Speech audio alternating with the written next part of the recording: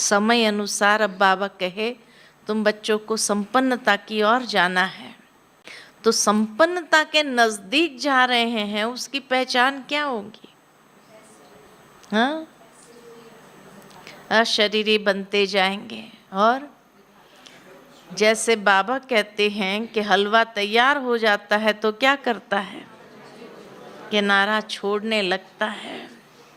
तो इसी तरह बुद्धि से हमारा भी लंगर उठना कहो या किनारा छोड़ना कहो, मन किसी भी प्रकार के आसक्ति न रहे, कोई भी कर्मेंद्रियां अपने तरफ खींचे नहीं।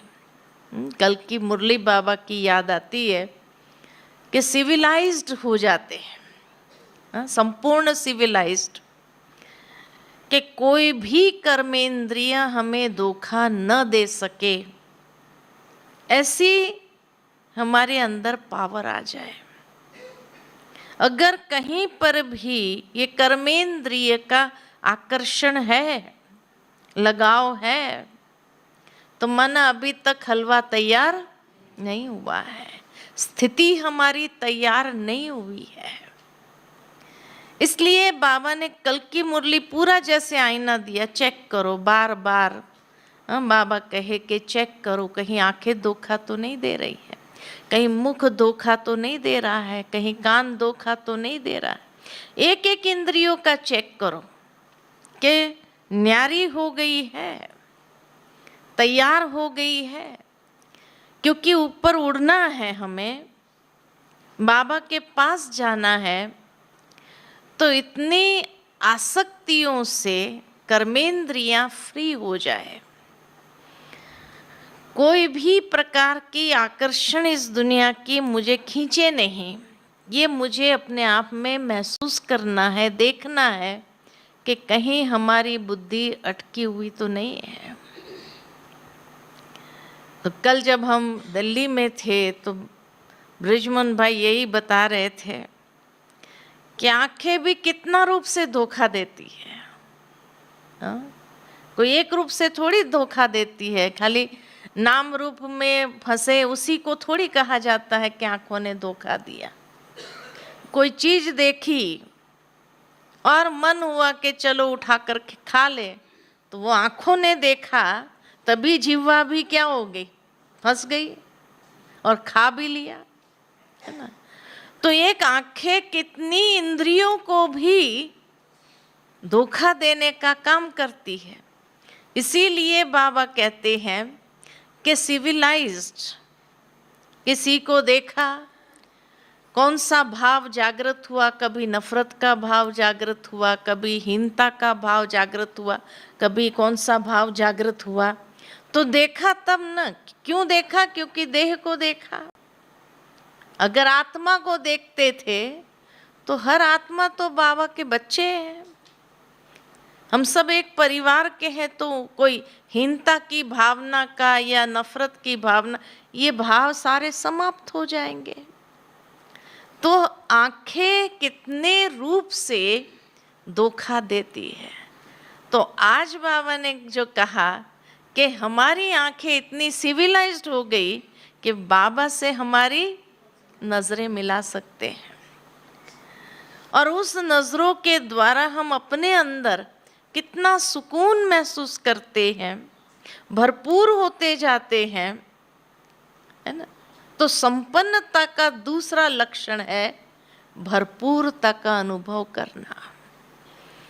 भरपूर है, कहीं आंख डूब नहीं सकती है मेरी, ऐसी अंदर की स्थिति हो संतुष्टता की, है ना। इतना अंदर से तृप्त है आत्मा, तब कहेंगे कि हाँ संपन्नता के नजदीक जा रहे हैं। अगर आत्मा अंदर तृप्त ही नहीं है, ये चाहिए वो चाहिए वो चाहिए वो चाहिए, अनेक प्रकार के भाव चाहिए चाहिए के अंदर इमर्ज हो रहे हैं, तो बाबा कहे वो तृप्ति, वो संतुष्टि नहीं है, तो संपन्नता जैसे बहुत दूर है ना। तो इसीलिए संपन्न स्थिति माना ही बाप समान स्थिति। और बाप समान स्थिति माना, आज जैसे स्लोगन में बाबा ने क्या कहा, हाँ, सरलता, सरलता आ जाती है, फ्लेक्सिबल। संपन्न होते गए तो उतना ही फ्लेक्सिबल हो जाते हैं, जैसे चाहो वैसे मुड़ सके अपने आप को। कहीं कोई भी प्रकार की देह अभिमान की अकड़न न रहे, इतने सरल रहे हम। तो सरलता ही बाबा को भी क्या बहुत प्रिय लगती है। यही हमें संपन्नता की ओर ले जाती है। इसलिए बाबा कहे अपने आप को देखो, हम कितने संपन्नता के नजदीक पहुंचे हैं। और अगर नहीं पहुंचे हैं तो क्या करेंगे? तो अपने ऊपर मेहनत करनी है। अब समय अनुसार क्या मेहनत करेंगे?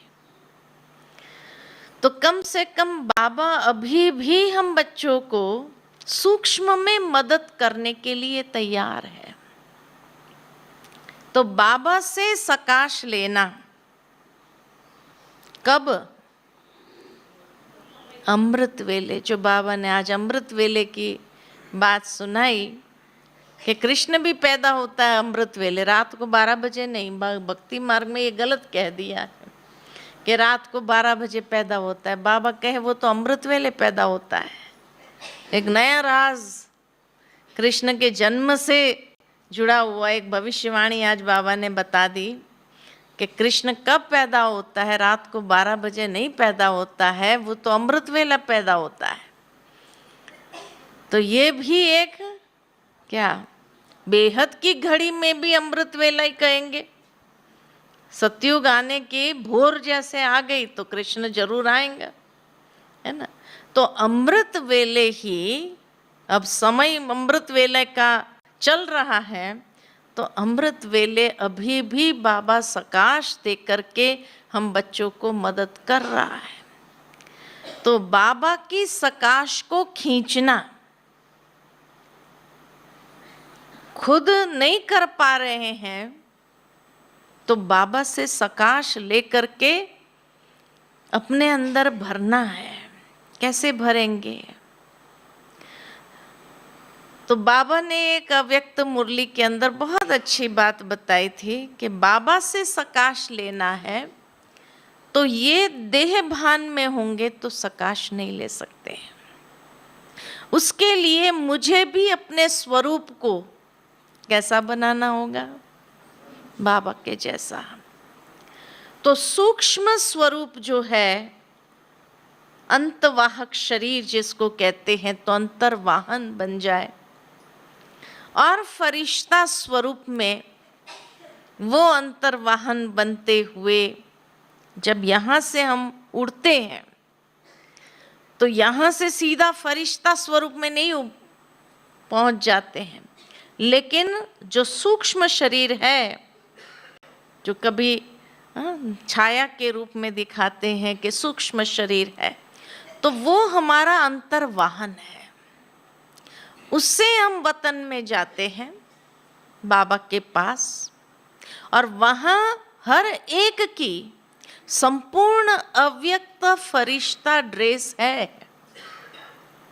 उस फरिश्ते ड्रेस को धारण करते हैं, है ना। जैसे साकार बाबा के समय बाबा जब पुरुषार्थ करते थे, और जैसे ही ये राज खुला कि सूक्ष्म वतन में भी बाबा है, और वो बाबा बहुत बहुत प्रकाशमान है, तो बाबा को जानने के ये थे कि ऊपर वाला बाबा कैसा है। तो जब संदेशियों से पूछते थे और कहा वो तो बहुत लाइट वाला है, उस समय फरिश्ता ड्रेस का पता ही नहीं था। तो बाबा ने सोचा कि इसका मतलब वो मेरा संपूर्ण रूप है, और ये पुरुषार्थी स्वरूप है, और ये स्वरूप उस स्वरूप में मर्ज हो जाएगा, है ना। ठीक इसी तरह कई बार दादियाँ जब ऊपर, संदेशियाँ जब ऊपर जाती है और बाबा कभी कभी सभा दिखाते हैं, और वो सभा जैसे पूरी फरिश्तों की सभा होती है। एक बार हमने गुलजार दादी से पूछा कि दादी, बाबा जब आपको ऊपर सभा दिखाते हैं तो हम दिखाई देते हैं? तो दादी ने कहा, ये नहीं पता चलता है कौन है, क्योंकि हर एक का संपूर्ण अव्यक्त फरिश्ता स्वरूप होता है हमारे सामने जो बाबा सभा दिखाते हैं। तो उसमें फीचर्स हर एक के अलग हो जाते हैं, दिव्य फीचर्स हो जाते हैं, बहुत प्रकाशमान फीचर्स हो जाते हैं, तो पहचान नहीं सकते हैं। बहुत कोई कोई को पहचान लेते हैं, जैसे कोई दादियाँ होती है तो पहचानने में आ जाती है, क्योंकि वो उस स्वरूप के नज़दीक पहुंच गए हैं। तो जिस तरह साकार ब्रह्मा बाबा का नीचे पुरुषार्थी स्वरूप, ऊपर संपूर्ण स्वरूप, और ये स्वरूप जाकर के उसमें मर्ज हो जाता, उसके लिए बाबा ने पुरुषार्थ किया। 2:30 बजे से उठ करके बाबा बैठ करके उस लाइट माइट स्वरूप की स्थिति में बैठ करके जैसे ये स्वरूप उस स्वरूप में मर्ज हो रहा है।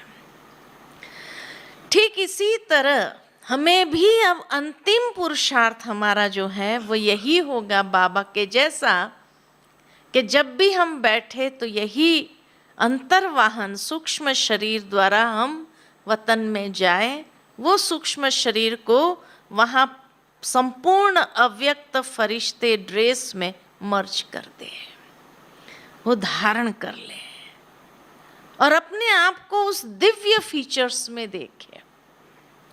और जब उस संपूर्ण स्वरूप में होंगे तो बाबा के साथ नैन मुलाकात सहज हो जाती है। नैन मुलाकात करते हुए बाबा के मस्तक से जैसे सकाश हम ले रहे हैं, ये फीलिंग आती है।